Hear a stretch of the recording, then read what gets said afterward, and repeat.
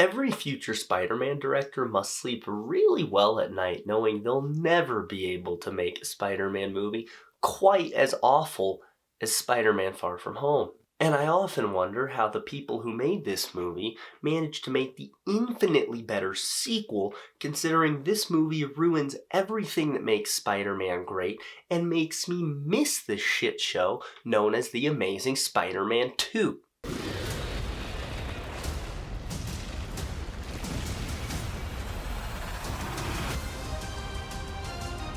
Spider-Man Far From Home is an awful movie. There's no real need to sugarcoat that at all. I don't even want to, downplay it and say, well, it's not horrible. It's horrible. It's bad. I don't understand how people like it. I don't understand how it has that good of a score on Rotten Tomatoes. I don't understand how people think it's better than this.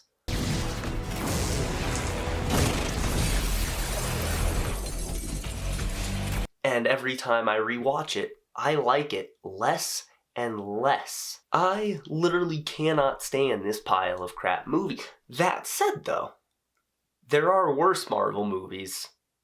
So, kudos to Far From Home, I guess, for not being the worst of the 30-movie franchise.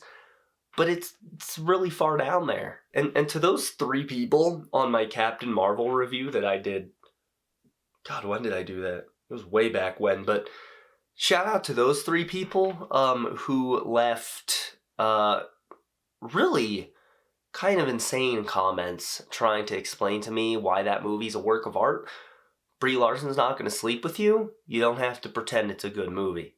So this review would be no fun if I just rattled off things I disliked like a normal review. So I'm actually going to do it more of a breakdown style like I did with my Captain Marvel review, where I'm kind of going to go through the movie in sequence and just point out the significant things. I think that'll be more fun. So how does this movie start? Well, this movie starts with a scene that is not about Spider-Man or the villain of the movie, but is instead about Nick Fury and Maria Hill investigating some weird thing that happened in Mexico. And within the first couple minutes, we can already establish my number one criticism of this movie. It's not a Spider-Man movie. We're going to get more into that as we go. I don't give a shit that his name is on the movie. I don't care that he's front and center on the poster. I don't care that Tom Holland got top billing. And I don't care that this movie is considered the second installment of a Spider-Man trilogy. It's the furthest thing from a Spider-Man movie. Sure, he has a storyline and wants and needs, and he's got stuff going on. But it's not in any way about him. This movie is about a completely different character, a dead character, someone who died in the last movie. This is an Iron Man movie. Credit where credit's due, because the scene after the prologue, that initial scene, I kind of think is clever, because it's a tribute to the heroes that died in Infinity War and Endgame, Tony and Natasha, Cap, because basically everyone knows he's dead, and then Vision. And it's really cheaply made, and that's because it's an in-universe tribute that also serves as a real-life tribute. That's kind of clever. But it also does something unforgivable in this scene, and that's that it turns the snap into a comedic event. And I know it's, a high school recollection of it being this is this batshit crazy thing, but seriously, the basketball hits the guy who comes back, and then his tuba makes a weird sound. It's... why? Just why did they do that? And then they named it The Blip, when there's so many cool things they could have called it, like The Decimation. That would have been awesome. And then this movie segues into a scene where Peter explains to Ned this huge, intricate plan he has to ask MJ out and how it's a multi-step thing. And I love a Spider-Man romance as much as the next guy. It's part of why Spider-Man 2 is so good, alright? But this movie, because it can't seem to do anything right, screws up this romance because it comes out of nowhere. Because Peter and MJ did not like each other in Homecoming at all. MJ kind of made fun of Peter, and then she only had a few lines, and then at the end she was meant to be a fun little reference, and now in this movie, she's hot all of a sudden, and he really likes her, and where did that come from? But whatever, so now we're going into our classic Spider-Man love story. What can go wrong? It's Far From Home, so everything can go wrong, but it's a good classic Spider-Man love story. So we know we're getting one of those. By the way, this is a good time to mention we are only 5 minutes into the movie. So the next few scenes has 3 of the things in this movie I despise. So it sets up Nick Fury trying to contact Peter. So we know that's happening.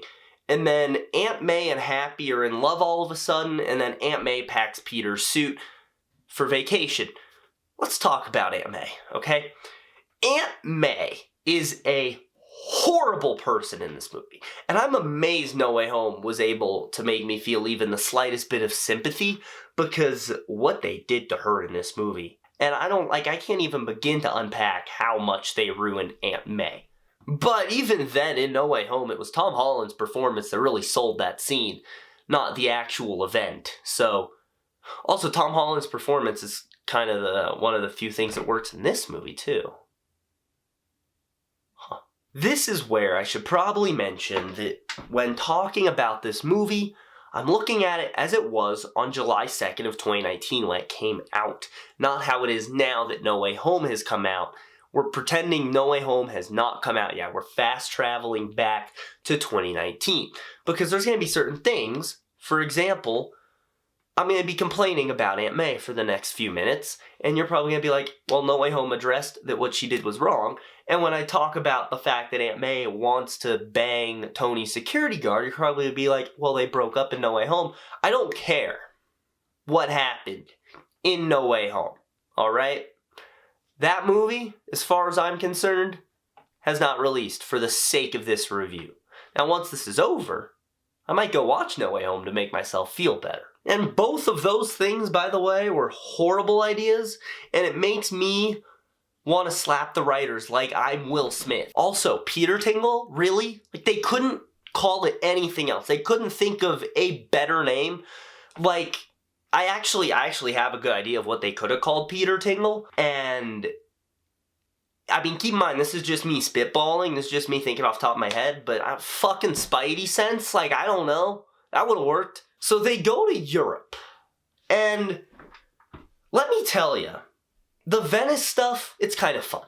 I think it's kind of fun because you get some cool banter between Peter and Ned here and whatnot, and that montage is fun, and you have, Tom Holland and Zendaya, their little scene, which is funny because they don't really have a lot of chemistry in this movie. There's good action here. The first Mysterio fight scene I think is good when him and Spidey are doing their thing.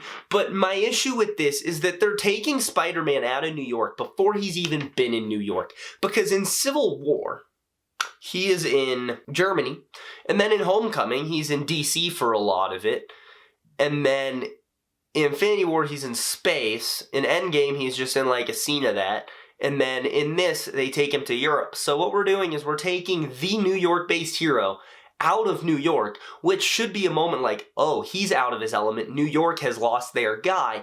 But instead, we don't feel that because they have not in any way, which is something they haven't done the whole trilogy, but that's a video for another time. They have not in any way established Spider-Man's bond to New York. Spider-Man is to New York as Batman is to Gotham City. When he leaves, it should be impactful. Now, as I said, yes, the fight in Venice is cool. I did always get a kick out of the scene when Fury goes to recruit Peter, and even though it's a fake Fury, it still does a good job of establishing Nick Fury's worldview now in this post-blip, as they call it, universe. God, I hate that word. And I'm a fan of the S.H.I.E.L.D. bunker and that first scene when Mysterio and Spider-Man meet. I think that works. And they show off something really important about Spider-Man's character, which is how smart he is. That's something that a lot of the movies really have not done the best job of up to this point. as much as I love the Tobey Maguire movies, they don't really show off how great he is at science. Andrew Garfield's were fine, but I feel like this bit in Far From Home is kind of the best they've shown off that he's wildly intelligent, because dude's just talking about multiverse and alternate universes and a bunch of physics stuff that literally no one would ever be able to say, except Peter Parker just pulls it out of his ass after having learned about it like 10 seconds prior. I mean, that completely changes how we understand the initial singularity. We're talking about an eternal inflation system, and how does that even work with all the quantum? And this is also the scene where they have to establish his relationship with Mysterio. Now, this relationship is the best thing in the movie, entirely because of Tom Holland and Jake Gyllenhaal's performances. There's some good dialogue. I'll cut it a bit of slack, but not really, because the two of them, their chemistry is off the friggin' charts. Their chemistry is better than Tom Holland and Zendaya's in this movie, and those are the male and female leads who are supposed to be love interests. Then they leave the SHIELD bunker. And whatever hope this movie had left is gone, because they decide to make one of the worst scenes ever. And then after this next bad scene, the movie doesn't really get better. So, let me set the stage for you here. Tony Stark left Peter Parker his glasses. Now, Peter Parker activates these glasses, and they're really friggin' cool. They have an interface. He can really do whatever he wants with these glasses. One of which is he can summon a drone to basically assassinate a target. Now, where does this drone come from? It comes from a giant satellite that Tony has in space, which totally breaks several international laws, breaks the Geneva Convention, breaks really everything that's ever been written about weaponizing space. And Tony Stark gave this technology to a teenager who has already been established to not exactly be the most intelligent when it comes to big important decisions, and he's also been dead for 5 years. So that's what Tony gives him, without instructions. And then Nick Fury hijacks the vacation, and he needs to go to Prague, because Mysterio said that's where the Elemental is going to be. So they have to go to Prague, so he gets his guy, Dimitri, to drive the bus, detour it to Prague. And then at one point on the drive, they have to stop because Peter needs to get his new suit. So he steps off to this little European SHIELD agent who says, take off your clothes, and while his pants are off, Brad walks in. Oh, we're gonna talk about Brad. He snaps a picture and he's like, I'm gonna send it to MJ. Alright, the stage is set. Let's talk about Brad. This character is horrible. He's horrendous. He's probably the worst MCU character, and that's saying something because Captain Marvel is a part of this universe. He has zero redeeming qualities, but the worst part about him is how unnecessary he is. There's literally no reason he needs to be here. They wanted someone who's an ass to Peter, that Peter can have a rivalry with. So why not just use Flash? He's supposed to be the person who's an ass to Peter, that Peter has a rivalry with. That happened in all of comics, that happened in the previous movies, that happened in the movie before this one, and it would be entirely in character. You wouldn't even have to have a motivation of like, oh, I want to date MJ too, and if I do this, she'll want to date me. He could literally just do it because he's an asshole. And it would give Flash a bigger stake in the story and a character arc instead of what happens in this movie, which is where MJ just bamboozles Brad and he just leaves the story. So Peter's on the bus trying to figure out how these glasses work, realizes he can probably get Edith to wipe this picture off Brad's phone before he can show MJ. And in doing so, he summons a drone to go after Brad accidentally. And then every attempt to stop the drone doesn't work. Flash takes the glasses, he accidentally punches Flash. He keeps telling Edith no, but it keeps getting screwed up. He has to turn the bus and almost kills all of his classmates to avoid a rocket. And then how was this scene left in the movie? And there are zero ramifications for Peter doing this.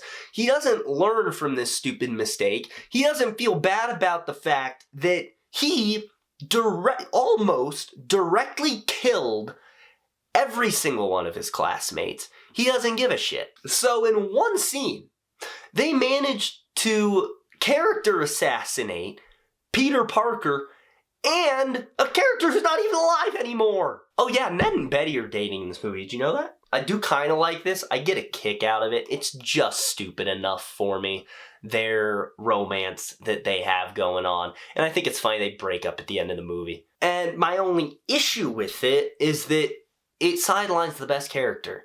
And that's Ned. Ned's the best part of Homecoming. And they don't know what to do with him in this movie. So they kind of write him out and he's with Betty. And then also, really, this is a great time to mention that none of the side characters in this movie are anything. Spider-Man has the greatest side characters of all time. Not just his villains or MJ, like everyone. People like Jameson, Betty Brant, Robbie Robertson, like everyone at the Daily Bugle, everyone in Peter Parker's life they're so important. And in this movie, it feels like they're just there so people can be like, that's the character from the comic books! Betty has no depth. Flash has no depth. MJ doesn't have depth, and she's the main love interest and the main female lead. Brad, they gave no depth to. No depth to anyone. And then the ones that they try to give something to, like Aunt May, they ruin. The only 3 characters in this movie who are fleshed out at all, whether it's for better or for worse, usually for worse, are Spider-Man, Mysterio, and somehow Happy Hogan. Speaking of fleshed out characters, the best written scene in the movie is a scene between Spider-Man and Mysterio. And when they're on the roof, because Peter doesn't want to be doing this. He wants to, be on this trip with the girl he likes, and now he's being told he has to save the world, and Mysterio talks him through it. And even though it's all bullshit, because Mysterio doesn't care, you feel something. Like, it feels real in a sense. Like, it feels like, even though Mysterio's this awful person who's using Peter, even in that moment, he started to feel something. It's not my favorite scene in the movie. We'll get to that. But I think this is actually a very well-written scene. And if the rest of the movie was written at the level this scene was written, Merlin's beard, this would be incredible. It's a hard path. You see things, you do things, you make choices. People look up to you. And even if you win a battle, sometimes they die. The action scene. I think the action scene is actually good. There's multiple layers to it, which I like when they do this, when there's kind of multiple different things that are at stake in this fight. I also just think it's a fun fight because it's a character who's totally out of his element here, having to figure out how he's going to defeat a fire monster. And that's really cool because here's what you have, right? You obviously have the main fight, but then you also have MJ's in the fold, and you hope nothing happens to her, but then at the same time, Ned and Betty are in danger in the Ferris wheel, so Spider-Man is also being told it's getting bigger, and when it grows, it'll destroy the planet. So now Spider-Man has to fight this monster while also making sure his best friend doesn't die. That's good tension. But where Far From Home really starts to fall apart is at the villain reveal. To Mysterio! I will always appreciate the movie's attention to detail with how they handle the Mysterio hints throughout it. And there's a lot in this scene, like the way the arrows point to him and just the way he builds himself up to be worthy of the glasses. I'll always appreciate that. But something about this scene has always been off to me. First thing, the speech. It is so lengthy. I start to nod off during it. Jake Gyllenhaal fills it with as much charisma as he can, but it is just pure exposition for minutes where they're just talking, doing nothing. But remember when I said this is an Iron Man movie? Allow me to educate you onto how this is an Iron Man movie. Mysterio is an Iron Man villain. Yes, he affects Peter and his friends. Yes, he's fighting Spider-Man. But his goals, his motives, his origin, it's all directly tied to Tony Stark. There is zero stake for him to be fighting Peter. The only reason he is, dealing with Spider-Man is because Spider-Man has the Iron Man glasses. Mysterio is fighting the wrong superhero. Now, don't get me wrong, he's an interesting enough villain, but he's not a Spider-Man villain. Sony clearly just wanted to make an Iron Man movie and they couldn't, so they said, fuck it, we're using Spider-Man. We're not done, there's a lot more of that. Mysterio, or Quentin Beck, felt wronged by Stark Industries in the past, and now wants the Edith glasses so he can make himself into a superhero, be all famous, and essentially do whatever he wants. He's a lot like Syndrome from The Incredibles, but you know what made Syndrome a good villain? He was actually the villain of the fucking people he was fighting. Mysterio is not a Spider-Man villain in this movie. They even bring back Iron Man characters. They bring back Ralphie from the Christmas Story just so they can say they brought back Ralphie from the goddamn Christmas Story. None of these characters have any connection to Spider-Man. And I'm okay with a villain being the byproduct of another hero. They did this great with Vulture, but at least Vulture and Peter Parker had a connection. Mysterio and Peter Parker don't have any sort of connection with each other. And once Mysterio is revealed to be the villain, he's no longer interesting in any way. All the fun, all the charisma, all the sympathy that there was, there no longer is. And he just turns into a one-note villain who you cannot wait to see Spider-Man punch. It's also unbelievably stupid that in Homecoming, the lesson Peter learns from both Tony and Vulture is to look out for the little guy, yet when a character in this movie who was screwed over by the head honchos in the past and is the little guy the world has stepped on, Peter Parker shows zero sympathy for him. And don't tell me that it's because Mysterio threatened everything Peter loves and put his friends in harm's way, because Vulture did that exact same thing, and Spidey still showed sympathy for Vulture. From this point to the end of the movie, Peter Parker regresses as a hero, but the movie masquerades it as progression. Everything that Peter Parker grew to be in the previous movies is slowly undone, but the movie executes it in a way that is designed to feel triumphant so that you as a viewer would never realize that they are character assassinating your favorite superhero. And you know what? Hats off to them. Because the ability to fuck something over that bad and not make people realize it, that's impressive right there. That's impressive.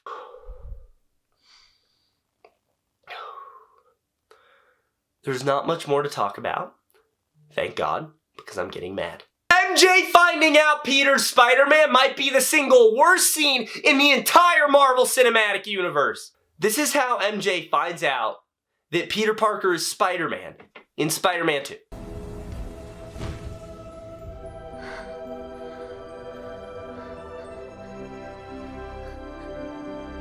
Now this is how Gwen Stacy learns that Peter Parker is Spider-Man in The Amazing Spider-Man.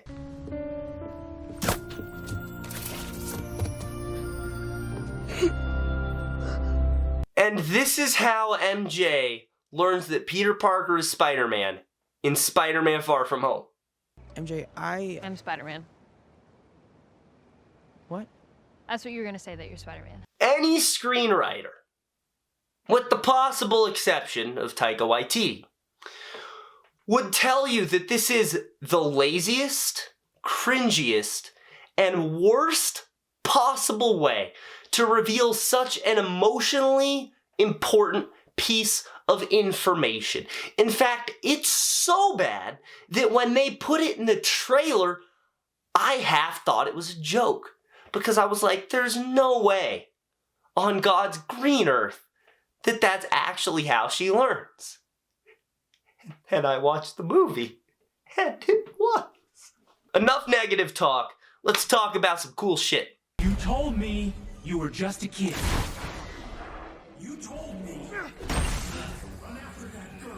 This scene is so good that it almost makes me forget I'm watching the worst Spider-Man film of all time. This Peter stuck in this illusion, getting taunted and screwed with no way out, falling into every single Home Alone trap while Mysterio humiliates him is genuinely amazing, and it puts me on the edge of my seat every single time I watch it. But this is Spider-Man Far From Home, which means the good stuff doesn't last long. And there are not enough words in the English language that can accurately describe the disdain I have for the scene when Peter Parker makes his own suit. Peter Parker's at his lowest low. He has lost to Mysterio. I mean, he got hit by a train. All of his friends are in danger. Mysterio has the glass, like Mysterio has won. It's over. And on top of that, Peter's been having this internal struggle, if you can call it that, this entire movie of, living up to the mantle of Iron Man and having to be the next Iron Man. Things literally could not be going any worse for this kid. So Happy gives this beautiful speech. Nobody could live up to Tony. Not even Tony. To Peter about how he doesn't have to be the next Iron Man. He can just be Spider-Man. The world needs an Iron Man and a Spider-Man. And it's okay if he's just Spider-Man. And if that arc sounds familiar, it's because it's exactly what he goes through in Homecoming. But whatever, it's a good scene. Peter needs to learn to be his own guy. So what's the issue with this scene, you might ask? Well, if you have headphones, start turning down your volume because this might get loud. Because right after this amazing lesson where he learns to be his own hero and not to be Iron Man, he then is gifted an Iron Man lab to make a multi-million-dollar super suit for himself while Happy plays AC/DC in the back of a Stark Industries jet before airdropping Spider-Man into London. So what the fuck was the point of this movie if he's just gonna become Iron Man anyway? This movie has it has more than two, but there's two big Peter Parker storylines that are going on, one of which is his existential crisis, and then there's another one about Spidey sense, you can't call it that, Peter Tingle. And for all the crap I've given this movie, the way they wrap up the Spidey sense arc, I'm not calling it Peter Tingle, the way they wrap up the Spidey sense arc is incredible. It is incredible. And this is like the scene that is the reason this isn't the worst MCU movie. And I'm gonna get copyright claimed for this, but screw it. It is what it is. Because this scene's so good.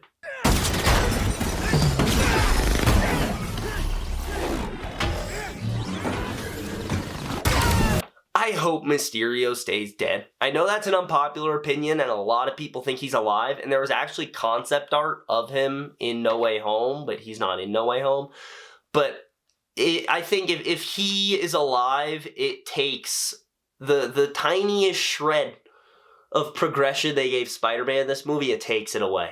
Because that defeat, that permanent defeat of Mysterio meant so much for Spider-Man and everything he had to go through to get there, that if it didn't matter and the whole thing was an illusion, it completely undoes the tiniest shred of development they gave Peter Parker in this movie. I was about to say the ending of this movie's good, but then I remembered it sucks because you have Aunt May pick Peter up from the airport and is completely unfazed when she doesn't learn, I guess she just knew, that Uncle Ben, his suitcase was blown up. That's like one of the only things Peter has of his uncle. That's one of the last things May has left of her husband. It gets incinerated. She don't give a shit. The final swing, on the other hand, it's also not good. I don't like that either. First off, before I even get into the content and the story of the swing, The fact that they managed to make a swinging scene from 2019 look worse than one from 2002 baffles me.